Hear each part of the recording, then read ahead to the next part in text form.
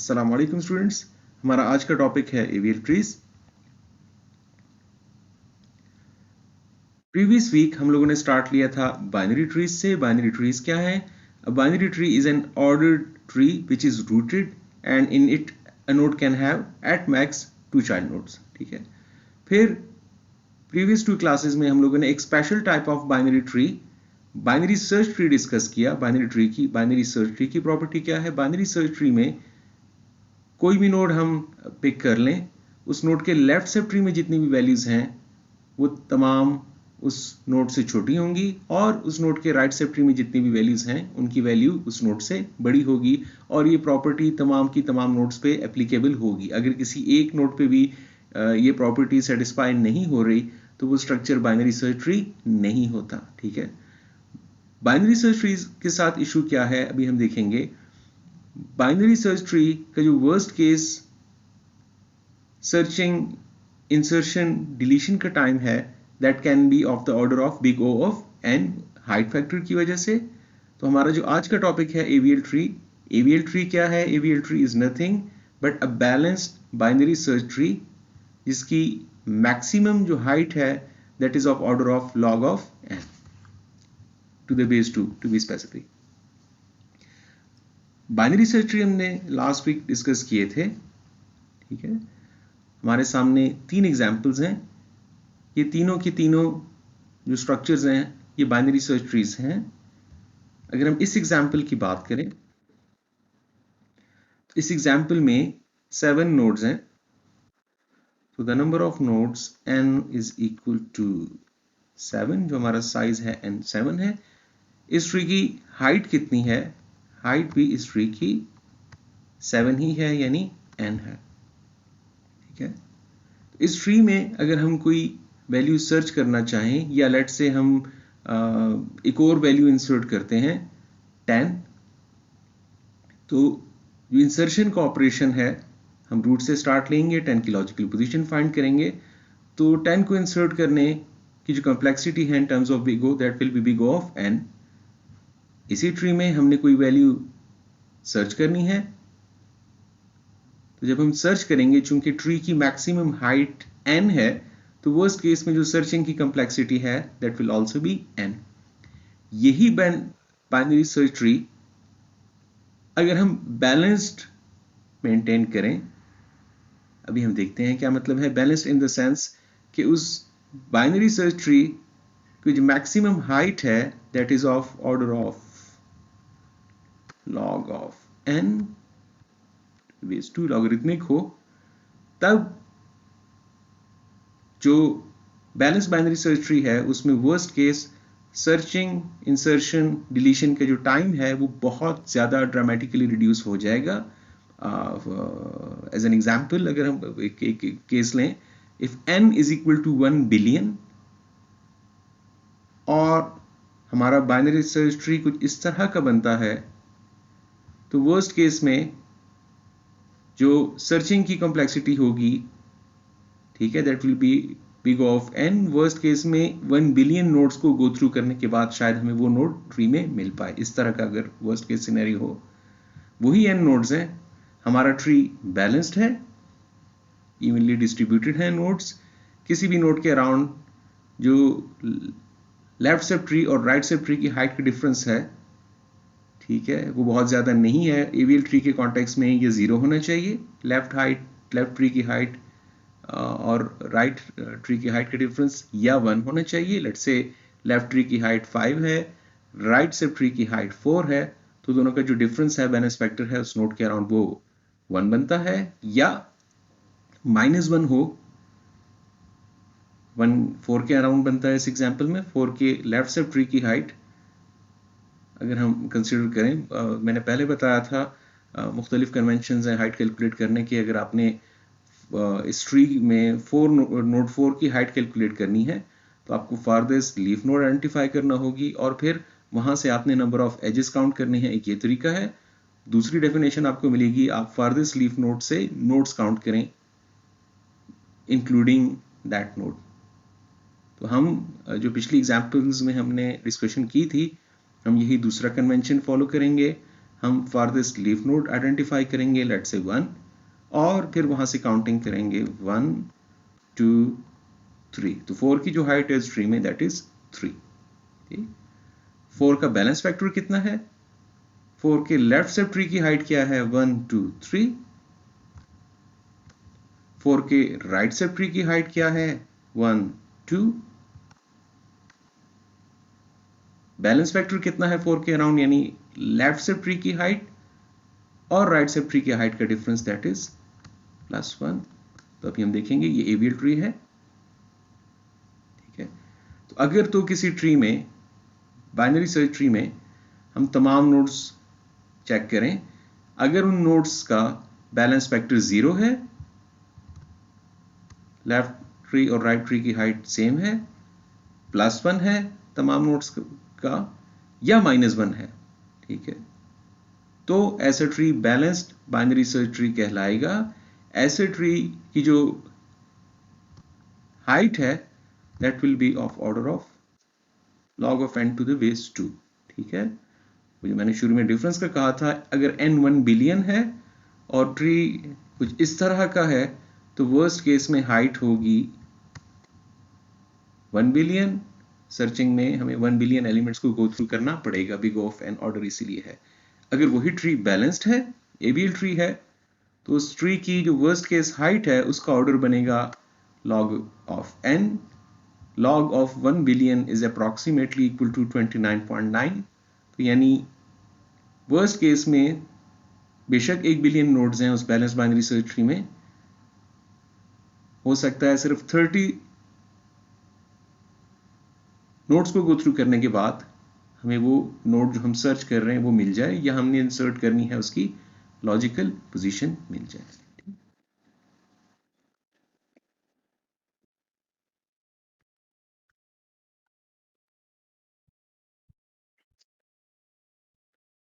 तो अब हम चाहेंगे क्या, ठीक है, जो एवीएल ट्री का कॉन्सेप्ट है, जैसे कि मैंने अभी पीछे बताया, बाइनरी सर्च ट्री में worst case complexity is big of n।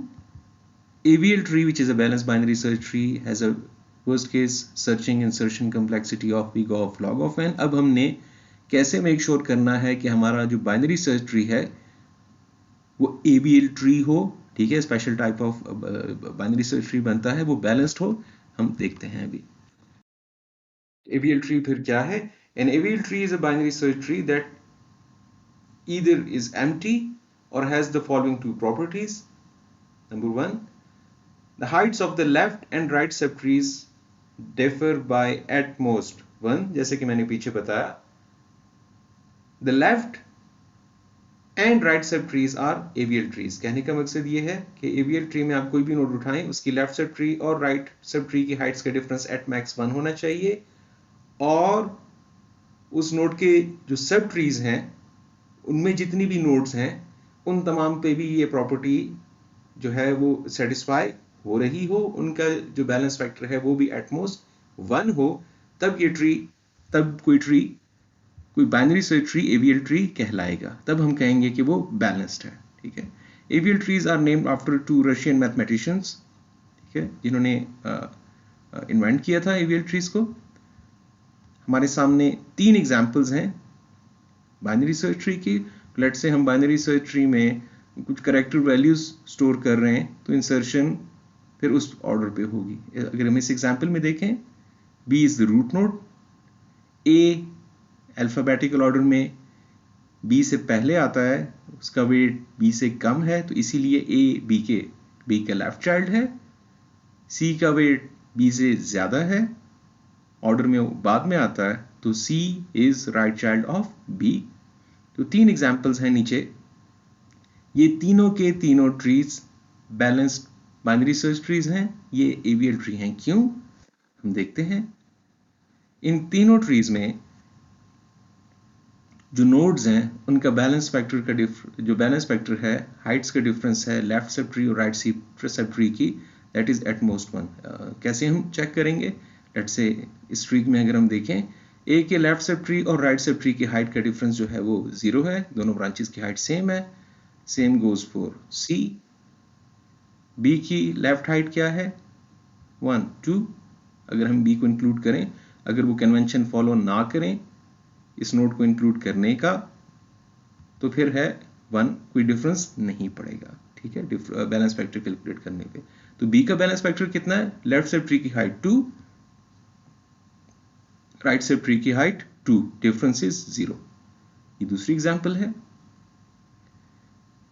ए का बैलेंस फैक्टर 0 है, बी की लेफ्ट सब ट्री की हाइट और राइट सब ट्री की हाइट का डिफरेंस इज +1। तो हमने क्या कहा था? In an AVL tree the difference between heights of left and right sub trees should be at most 1, या 0 हो या +1 हो या माइनस हो। तो ये भी बैलेंस ट्री है। और इस केस में ट्री की जो किसी नोड के अराउंड जो राइट सब ट्री है उसकी हाइट ज्यादा है by factor of 1 as compare to left subtree. तो अगर हम बैलेंस फैक्टर देखें तमाम नोड्स का, सी का बैलेंस फैक्टर 0 है, बी का बैलेंस फैक्टर लेफ्ट ट्री की height minus right sub tree की हाइट इज -1। तो ये तीनों जो एग्जांपल्स हैं ये बैलेंस ट्रीज हैं, ये एबीएल ट्रीज हैं। अब हम कुछ एग्जांपल्स देखते हैं जिनमें ट्रीज बैलेंस्ड नहीं है। लेट्स से हमारे पास एक ट्री है जिसमें 2 नोड्स हैं, ट्री है सी और उसमें फिर एक नोड है B, we have a binary search tree. क्या ये बैलेंस्ड है? बी का बैलेंस फैक्टर इज 0, सी के लेफ्ट और राइट सब ट्रीज की हाइट का डिफरेंस +1, तो जी बिल्कुल ये एबीएल ट्री है। बी छोटा है सी से, इसीलिए लेफ्ट साइड ट्री में आया है। इसी ट्री में हम एक और नोड इंसर्ट करना चाह रहे हैं ए,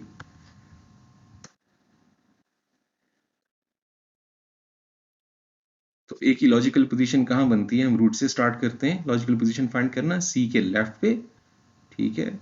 ए बी से भी छोटा है तो बी के लेफ्ट पे, बी के लेफ्ट पे नल है, तो ए इंसर्ट होगा as the left child of B. जैसे ही नई नोड इंसर्ट होगी, इंसर्शन के फौरन बाद हमने मेक श्योर करना होगा कि जो अपडेटेड ट्री है वो एवीएल ट्री है या नहीं है। देखते हैं बैलेंस है या नहीं है। ए का balance factor is 0, left right सब ट्रीज की हाइट सेम है, बी के लेफ्ट सब ट्री और राइट सब ट्री की हाइट का डिफरेंस इज +1, तो यहां तक भी ट्री बैलेंस्ड है। अलबत्ता सी के लेफ्ट सब ट्री की हाइट और राइट सब ट्री की जो हाइट है उनका डिफरेंस बनता है +2। हमने क्या कहा था? ईवीएल ट्री में हाइट्स का डिफरेंस एट मोस्ट 1 होना चाहिए। दैट मीन्स ए की इंसर्शन के बाद this structure is no longer a balanced tree, it is no longer an AVL tree. कुछ और एग्जांपल्स हैं यहाँ पे। अभी मैंने ये एग्जांपल दी है, हो सकता है सी के बाद ट्री में ए इंसर्ट हुआ हो और ए के बाद बी इंसर्ट हुआ है, तो ए तक तो ठीक था, ट्री बैलेंस था। ए के फौरन बाद जब बी इंसर्ट होता है, बी सी से छोटा है लेफ्ट पे आए, ए से बड़ा है राइट पे गए। बी की इंसर्शन के बाद बैलेंस फैक्टर चेक किया तो बी का बैलेंस फैक्टर 0, ए का 1, कोई मसला नहीं, सी का 2, ये स्ट्रक्चर भी बैलेंस्ड नहीं है।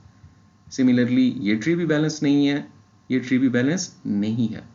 तो अब सवाल, एवीएल ट्री तो बैलेंस ट्री होता है, तो एक बैलेंस ट्री के अंदर जैसे अभी यहाँ सी और बी नोड्स थी, वो ट्री बैलेंस था। जब भी कोई नई नोड इंसर्ट होती है,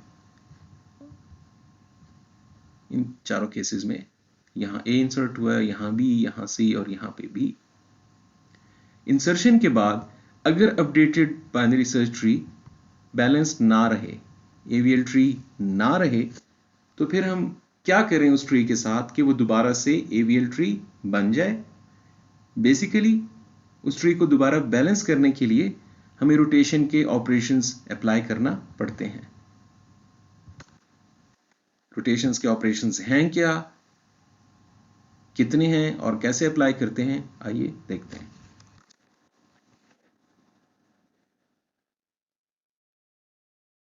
याद रखिए, हर इंसर्शन ऑपरेशन के बाद ट्री का बैलेंस फैक्टर चेक होता है। अगर इंसर्शन के बाद भी तमाम नोड्स पे बैलेंस फैक्टर 0, +1 या -1 है तो हम कहेंगे ये ट्री एवियल ट्री है, इसमें रोटेशन की ज़रूरत नहीं है। लेकिन इंसर्शन के बाद अगर किसी भी नोड के अराउंड बैलेंस फैक्टर एक्सीड कर जाता है एब्सोल्यूट 1 से +2 हो जाता है, दैट मीन्स के लेफ्ट सब ट्री में किसी नोड के अराउंड बैलेंस फैक्टर +1 था, उसके लेफ्ट सब ट्री में इंसर्शन हो गई है, तो अब उस नोड का बैलेंस फैक्टर +2 हो जाएगा। या किसी नोड के अराउंड बैलेंस फैक्टर -1 था, लेट्स से ए और सी एग्जिस्ट इंसर्ट करते थे ट्री में, और ए के अराउंड बैलेंस फैक्टर -1 था।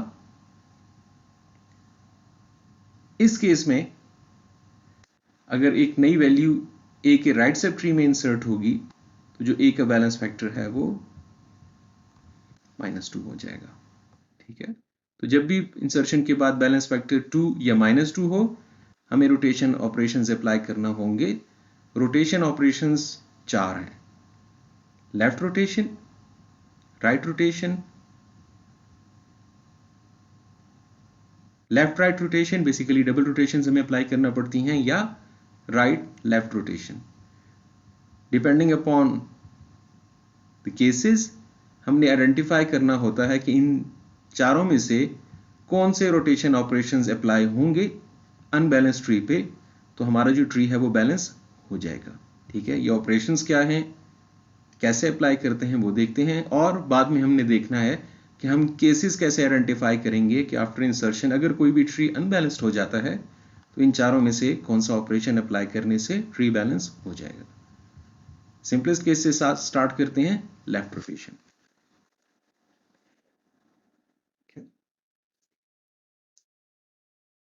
लेट्स से जो हमारा ओरिजिनल ट्री है वो है ए और उसके राइट पे B. This is an AVL tree, क्यों? क्योंकि बी का बैलेंस फैक्टर 0 है, ए का बैलेंस फैक्टर -1 है, एवरीथिंग इज परफेक्टली फाइन। इस ट्री में हम एक नई नोड इंसर्ट करते हैं सी, तो ये सी कहाँ जाएगा? सी ए से बड़ा है तो ए के राइट पे, बी से भी बड़ा है तो बी के राइट पे। हमने सी इंसर्ट किया, इंसर्शन के फौरन बाद बैलेंस फैक्टर चेक किया तो सी का बैलेंस फैक्टर 0, कोई मसला नहीं। बी का बैलेंस फैक्टर 1। अब आपने सोचना है कि हम ये बैलेंस फैक्टर जब कैलकुलेट करेंगे, हाइट कैलकुलेट करेंगे, ये हम पोस्ट ऑर्डर में कैलकुलेट करेंगे या प्री ऑर्डर में या इन ऑर्डर में। बी का बैलेंस फैक्टर यहाँ इन्होंने एब्सोल्यूट लिखा हुआ है, प्लस माइनस नहीं लिखा हुआ। ठीक है, तो अब आप लोग जब left height minus right height करो तो +1 -1 जो भी आंसर आ रहा है वो अकॉर्डिंगली आपने लिखना है।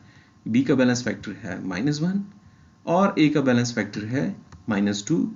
जैसे ही कोई नोड ऐसी डिटेक्ट हो जिसके अराउंड बैलेंस फैक्टर 2 या -2 है, हम रुकेंगे। हमने वो नोड फाइंड कर ली है जिसके अराउंड रोटेशन ऑपरेशंस अप्लाई करना है। इस सिनेरियो में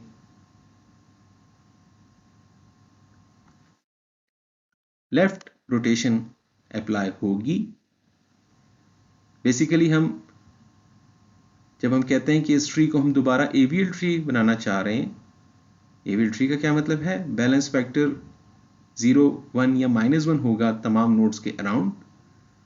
तो हम करेंगे क्या? रोटेशन का ऑपरेशन करता क्या है? इन्हीं नोड्स को इस तरीके से रीअरेंज करता है कि updated structure binary search tree भी रहे, ऑर्डर की प्रॉपर्टी सेटिस्फाई हो, और साथ में वो जो हाइट्स का डिफरेंस है लेफ्ट वर्सेस राइट ब्रांचेस का, वो भी 0, 1 और -1 की रेंज में आ जाए। इस केस में जिस नोड के अराउंड बैलेंस फैक्टर -2 है, हम कहेंगे tree is unbalanced around this node.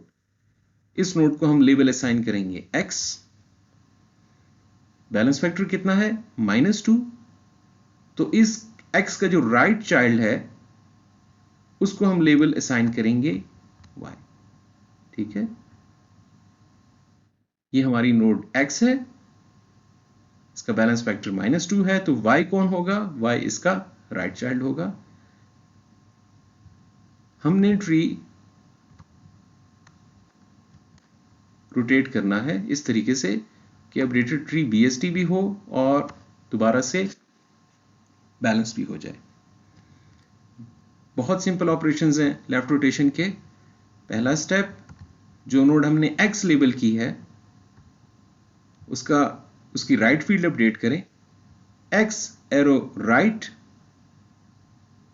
वहां क्या स्टोर करें, y का लेफ्ट चाइल्ड। यहां देखें x एरो राइट मीन्स के a के right sub tree right child के तौर पे हमने एक नोड स्टोर करनी है, a का हमने राइट चाइल्ड अपडेट करना है, वहां किसका एड्रेस स्टोर करना है, जो कि करंटली y का लेफ्ट चाइल्ड है। इस एग्जाम्पल में y का लेफ्ट सब ट्री एग्जिस्ट नहीं करता, y के लेफ्ट में नल वैल्यू पड़ी है, तो वही वैल्यू a के राइट में कॉपी हो जाएगी। रोटेशन का दूसरा step, y arrow left is equal to x, तो y यानी कि b arrow left is equal to x कौन था, नोड a, तो बेसिकली जो नोड a का एड्रेस था जो x के पास है वो b के लेफ्ट में कॉपी हो जाएगा। ये दो स्टेप्स में हमने लेफ्ट रोटेशन अप्लाई कर ली। रोटेशन अप्लाई करने के बाद आप दोबारा बैलेंस फैक्टर चेक करें, तो a का बैलेंस फैक्टर 0, c 0, b 0, ठीक।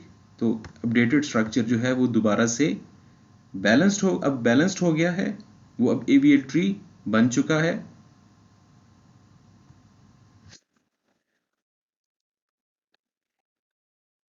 कुछ और एग्जांपल्स देखते हैं।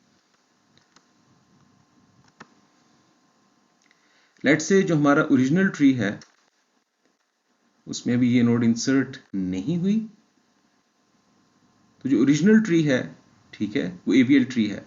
60 का बैलेंस फैक्टर 0, 85 का बैलेंस फैक्टर 0, 120 का 0, 90 के लेफ्ट और राइट सब ट्रीज की हाइट सेम है, तो 90 का बैलेंस फैक्टर भी 0 बनता है।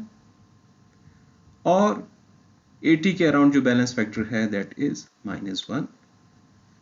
इस ट्री में जो कि AVL ट्री है, हम एक नई नोड इंसर्ट करते हैं, एक नई वैल्यू 100 कहाँ बिलोंग करता है, 80 के राइट, 90 के राइट, 120 के लेफ्ट, जहां पे कुछ भी नहीं है, तो 100 as a left child of 120 insert हो जाएगा।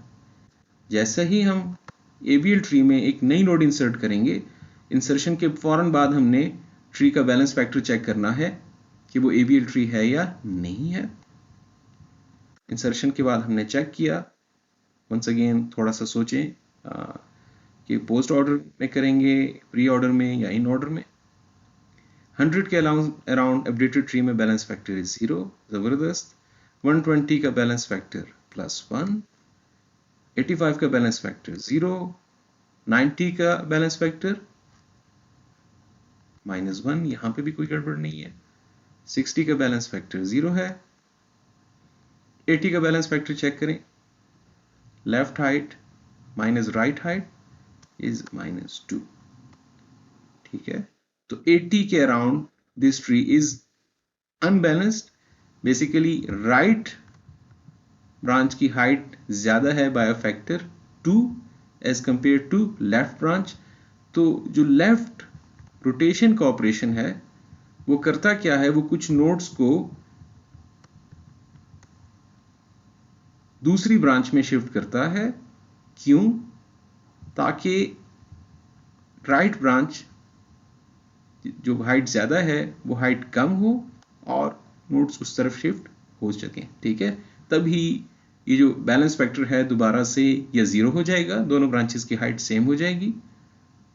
हो सकता है -1 हो जाए, हो सकता है +1 हो जाए, केसेस पे डिपेंड करता है। तो अब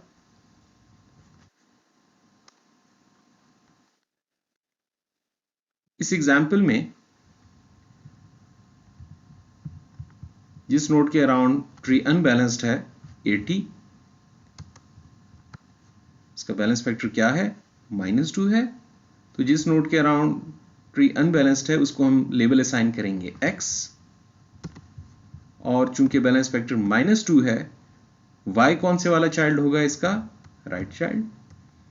लेफ्ट रोटेशन के ऑपरेशंस स्टेप्स सिंपली वही हैं जो पहले थे, x एरो राइट, x यानी 80 के राइट में y का लेफ्ट, y का लेफ्ट चाइल्ड कौन है, 85, तो बेसिकली 85 का एड्रेस हमने नोड x के राइट चाइल्ड के तौर पे स्टोर करना है। ठीक है, जब आप प्रैक्टिस करें तो आपने तमाम tree step by step draw करना होगा स्टार्टिंग फ्रॉम दिस स्टेप। तो सबसे पहले आप काम क्या करोगे, आप पेज पे 80 ड्रॉ करोगे, इसको लेबल असाइन करोगे x का कौन सा सब ट्री अपडेट हो रहा है, right sub tree, x arrow right, किसका एड्रेस आना है, y एरो लेफ्ट का 85 का, तो 85 as the right child of x जो है सेव हो जाएगा। दूसरा स्टेप क्या है लेफ्ट रोटेशन का, y arrow left is equal to x, y कौन है 90, y का लेफ्ट अपडेट होने लगा है और लेफ्ट चाइल्ड के तौर पे कौन स्टोर होगा, x। तो अब आपने y ड्रॉ करना है, ठीक है, और बेसिकली x अब लेफ्ट चाइल्ड बनने जा रहा है y का, तो मेक श्योर कि y थोड़ा सा आप ऊपर ड्रॉ करो, लेफ्ट चाइल्ड बन रहा है तो इस तरफ ड्रॉ करो 90, जो कि हमारी नोड y है, y arrow left child is equal to x। ये काम हो गया। जब ये स्टेप्स आप कंप्लीट कर लें तो अब x का लेफ्ट सब ट्री हमने चेंज नहीं किया था, y का राइट सब ट्री हमने चेंज नहीं किया, वो एज इट इज ड्रॉ करनी है। तो x का लेफ्ट सब ट्री पूरे का पूरा एज इट इज ड्रॉ होगा। सिमिलरली y का जो राइट सब ट्री है वो एज इट इज पूरा ड्रॉ होगा।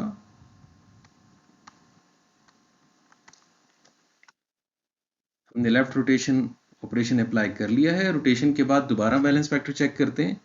100 का बैलेंस फैक्टर 0 0 0, 80 के लेफ्ट राइट जो ब्रांचेस हैं उनकी हाइट सेम है तो 0, 120 का बैलेंस फैक्टर +1 और 90 का बैलेंस फैक्टर 0। ठीक है, लेफ्ट रोटेशन के बाद जो स्ट्रक्चर है वो दोबारा से बैलेंस्ड हो गया है। This is N AVL tree. ठीक है,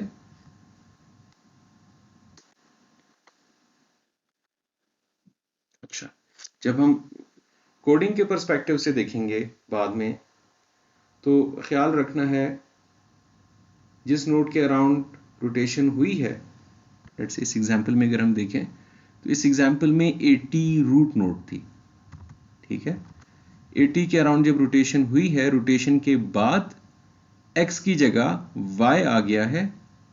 इस एग्जांपल में अब y रूट नोड होगी तो हमें जो पॉइंटर वेरिएबल है स्पेशल हमारा रूट, उसको भी अपडेट करना होगा, root is equal to y। एक और एग्जांपल देखते हैं।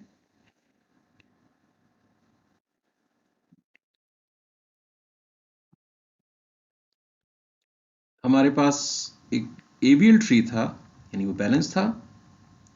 उस AVL ट्री में हमने एक नई नोड इंसर्ट की है 100। 100 की लॉजिकल पोजीशन कहाँ बनती है, 120 के लेफ्ट में। इंसर्शन के बाद हम दोबारा बैलेंस फैक्टर चेक करते हैं। तो जब हम बैलेंस फैक्टर चेक करेंगे तो पता लगेगा 0 +1 0, 90 के लेफ्ट और राइट के हाइट का डिफरेंस -1, 60 के अराउंड 0 और -2। ठीक है, 80 के अराउंड बैलेंस फैक्टर इज -2। तो जैसे ही हमें ऐसी नोड मिले आप रुक जाएं। 80 को हम क्या लेवल एलोकेट करेंगे, 80 हमारा x है, बैलेंस फैक्टर चूंकि -2 है तो y 80 का राइट चाइल्ड होगा। स्टेप्स वही हैं, x arrow right child is equal to y arrow left, यानी 80 का राइट चाइल्ड 85 बन जाएगा।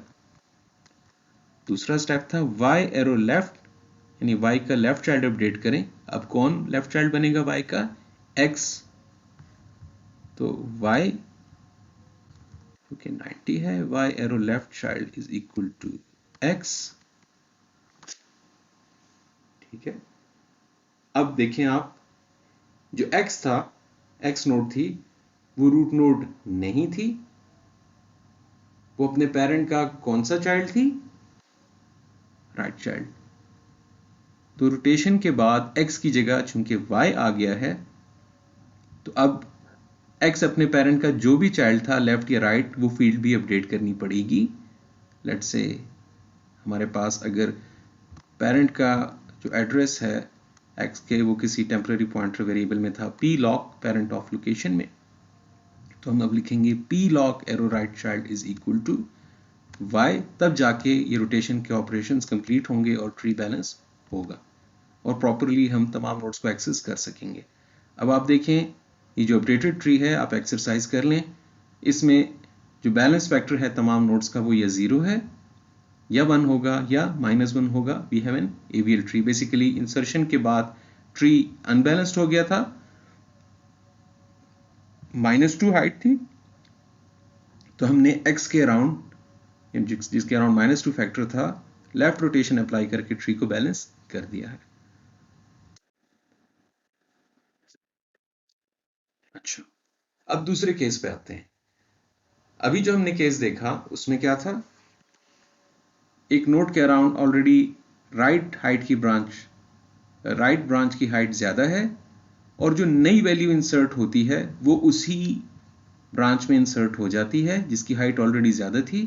तो उस नई वैल्यू की इंसर्शन के बाद जो बैलेंस फैक्टर है वो -1 से लेट से -2 हो गया था, इसीलिए हमने लेफ्ट रोटेशन अप्लाई की थी।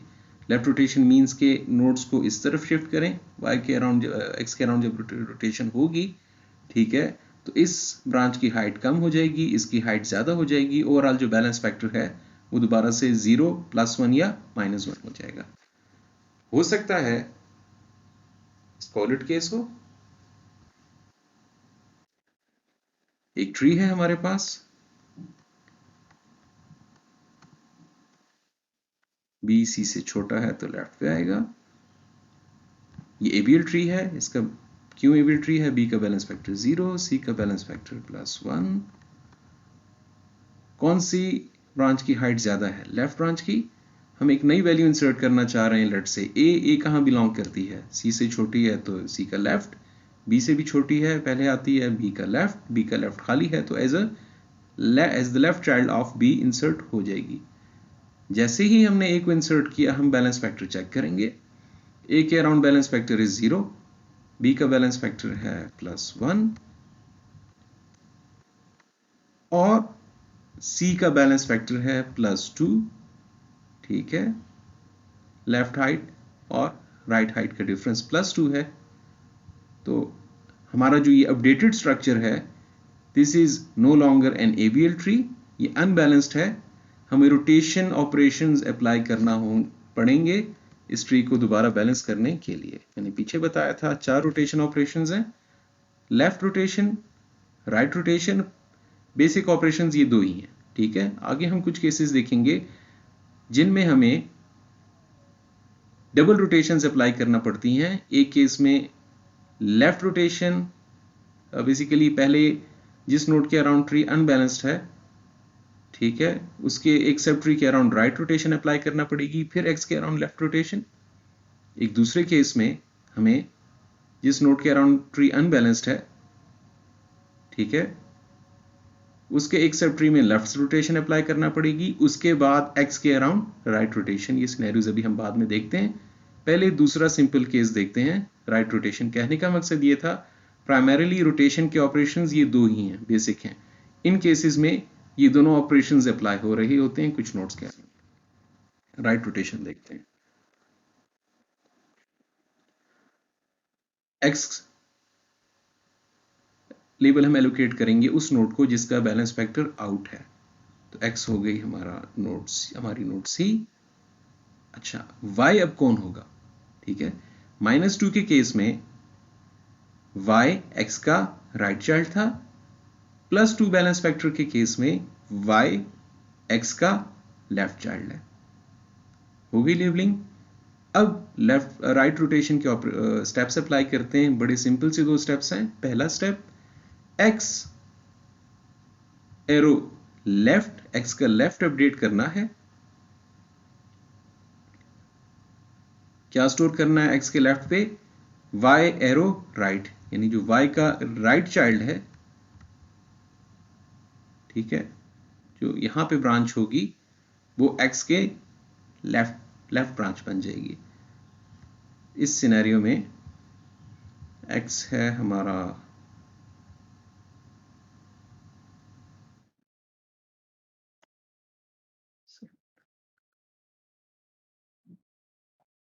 तो x किधर गया, सॉरी एक सेकेंड, ठीक है, मैं असल में इसको देखने लग गया था।